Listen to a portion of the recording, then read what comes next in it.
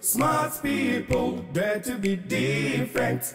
So, Salasa, we've gone through certain things, and I did not start preaching the gospel. I did not start preaching the gospel because I didn't have anything to do. Yeah.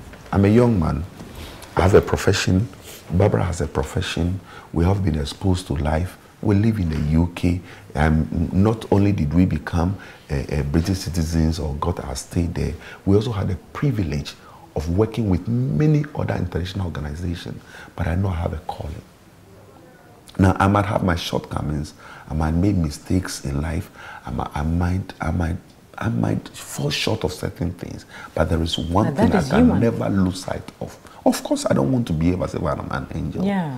But there's one thing I don't want to lose sight of, that God called me for a purpose.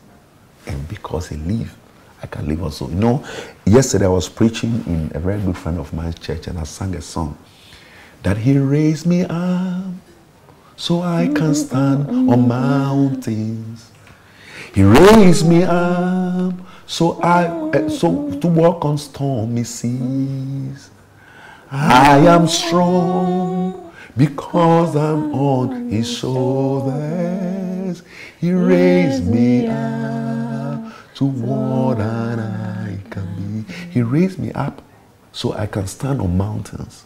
He raised me up so I can walk on stormy seas. I am strong when I'm on His shoulders. Oh, yes. He raised me up much more than I can be. So this whole thing we are talking about is God. And for me, never would I forget the encounter with Bramwaku. Never would I forget some of these angelic encounters. And never would I forget the very thing that made me a preacher. Now, people don't know that I had an encounter with the Lord. And that was when I resolved to preach the gospel. And you stopped working, Yes. finally? Yes. Which year was that? This was in 1993. Okay. I had a very interesting encounter with the Lord. Now, this encounter was interesting. That was my final stages of studies in Budapest. I'd gone to Israel. Bramwaku started a church in Israel, or one of the members started a church in Israel. And I happened to go and help them in Israel. And whilst I was in Israel, I was also doing it as part of my research to finish my dissertation and everything, put it together. I've had many offers. I've served with a lot of international organizations. Remember, I'm very bilingual. I speak a lot of languages. I speak one of the most difficult languages in the world called Hungarian language, Magyar-Sargon. Hungarian language is different from many other languages. It's said to be the third most difficult language in the world. Now, in Hungarian language, every country I've been to, police is polize, polizi, police, polizi, poliza, polizi. In Hungary alone, police is rendo shegededre. Jesus. Now, there are words in Hungary that is why even in Ghana, until the scholarship to the East stop, only 2 students are allowed to go to Hungary every year. Wow. Because Hungarian language is difficult. So the Soviet Union and to Bulgaria and so many other Eastern European countries, many people go in the hundreds. They go in chartered planes. But in Hungary, only 2 people are allowed because you need to be very vested. The Hungarian language is such that when you learn the Hungarian language and you are not very careful, you might even lose other languages. Wow. But this was what I wanted to do in life. I wanted to be an international aspirant. My plan and my desire was to work as a career diplomat. And listen to me now. The greatest thing that happened to me was not working as a was not to work as a career diplomat.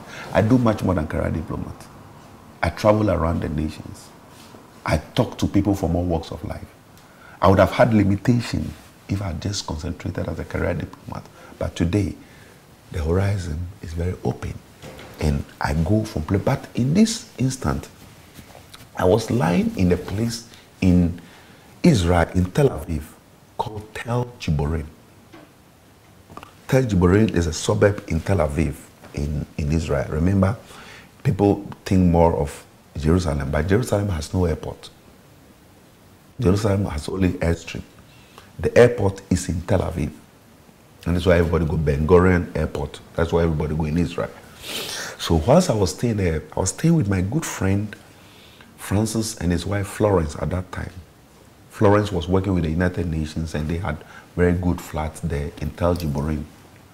And whilst I was there, I was lying in bed and I had a visitation. Somebody called Lawrence Nene Kofi Agbenyo Tetteh. Now you can only know me well from my home to call all those names because people only know Lawrence Tetteh. They say, I've called you and you know your background, but I've allowed you to go to the higher place of learning, not for your sake, but for my name's sake.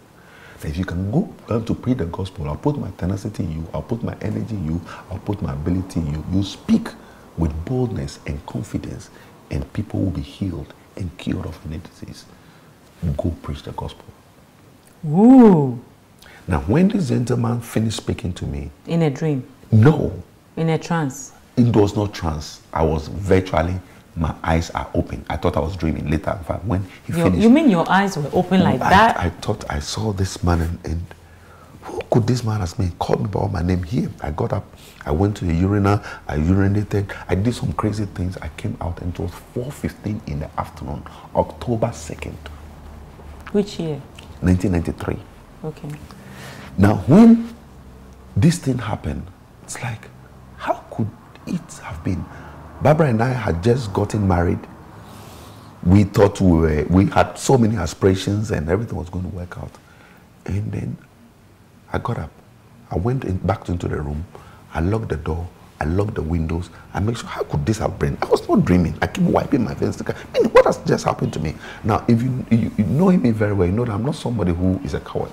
I try to be very... My father trained us with karate, so you want to be bold. My father said the best way of defense is attack. Don't wait for the person to come and hit you. You hit first. And so that is how we were brought up. By this time, I went to lie in the bed and I was looking around, and this gentleman came again and said, Lawrence Nene Kofi Agbenyo Tetteh, how can you doubt the Lord? I've called you. And I put my tenacity in you and my ability in you. Remember, I was preaching the gospel at that time, but I never wanted to be a full-time preacher. Now, at that time, there were a few young men that I used to be very sad for. Isudanaba, why are you preaching the gospel? Full-time pastor. Isaac, pastor. Bishop Dakiwo Mill, pastor. When I look at them, I say, oh, these are very brilliant young people with nice background. Can't they do something else with their life? Look at them. Little did you know. Little did I know that I will end up being called pastor one day. It's not something I ever envisaged or dreamt of. But if I was going to be a pastor, I was waiting to when I'm old, 70 years old and things, when and you retire from life, active life. But this man spoke to me, and that is where I picked up the challenge.